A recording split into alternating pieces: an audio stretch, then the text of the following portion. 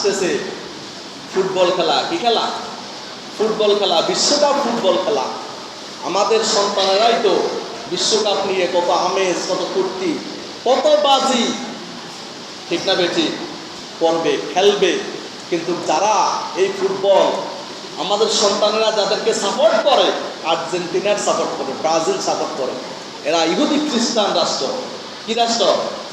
যারা ইহুদি খ্রিস্টানকে সাপোর্ট করবে তাদের ইমানের মধ্যে অবশ্যই কমজোরি আছে, ঠিক না বেটি? ইমান সঠিক যদি হয় হতো তাহলে তো ব্রাজিল সাপোর্ট করার কোনো দরকার ছিল না, আর্জেন্টিনা সাপোর্ট করার দরকার ছিল না। আরো অন্যান্য রাষ্ট্র আছে না নাই? মুসলমান কান্ট্রি আছে না নাই? আছে। আরে মুসলমান কান্ট্রি হারবে, জিতবে, তাতে কোনো দুঃখ নাই, কিন্তু সাপোর্ট করবো আমরা ইসলাম। আমরা সাপোর্ট করবো কি? ইসলামের পক্ষে যারা আছে তাদেরকে। আমরা বেদর্মীকে কেন সাপোর্ট করবো? আপনি কেন বেদর্মীর পতাকা নিয়ে ঘোরাঘুরি করবেন? বেদর্মীর জার্সি গায়ে দিয়ে ঘুরবেন। অনেকে জার্সি গায়ে দিয়ে মসজিদে নামাজ পড়তে আসে, ঠিক না বেটে? আল্লাহর কসম করে বলতেছি, যদি জার্সি গায়ে দিয়ে, এই জার্সি যদি আপনার প্রিয় হয়, এই জার্সি যদি গায়ে দিয়ে আপনি এসে নামাজ পড়েন, আপনার নামাজ হবে না, নামাজ হবে না। কেন হবে না?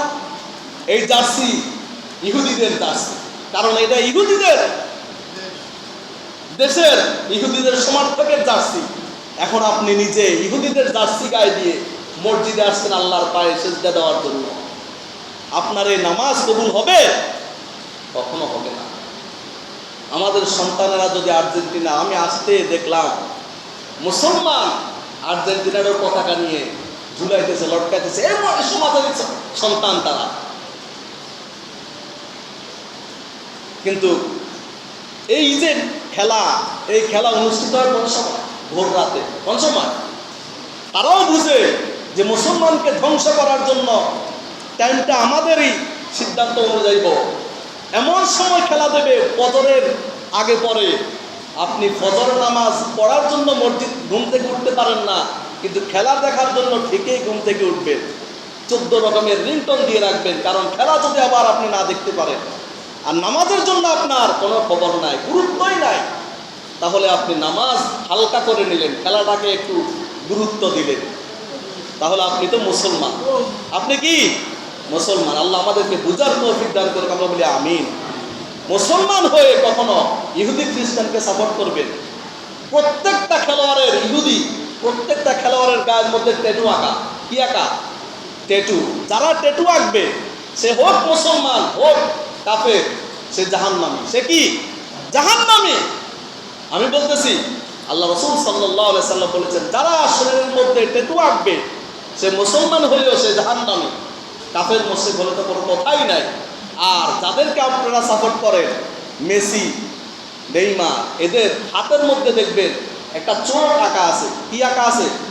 চোখ। ওই চোখ দাজ্জালের চোখ। তারা আগে থেকেই বার্তা দিতেছে আপনাদেরকে যে আমাদের থেকেই দাজ্জাল আবির্ভূত হবে। তাহলে তাদেরকে আমরা সাপোর্ট করি, যারা আমাদেরকে আগে থেকেই বার্তা দিতেছে যে দাজ্জাল দুনিয়াতে আসবে। তার হাতের মধ্যে দাজ্জালের চোখ আঁকা। দুইটা না, হাত কয়টা? দুইটা, অথচ এক হাতের মধ্যে শুধু একটা চোখ আঁকা। দাজ্জালের চোখ কয়টা হবে? একটা। দাজ্জালের চোখ হবে কয়টা? একটা। এই একটা চোখ রেখে তারা বার্তা দিতেছে যে দাজ্জাল আমাদের কাছ থেকে আসবে। আমরা তাদেরকে আবার সাপোর্ট করি।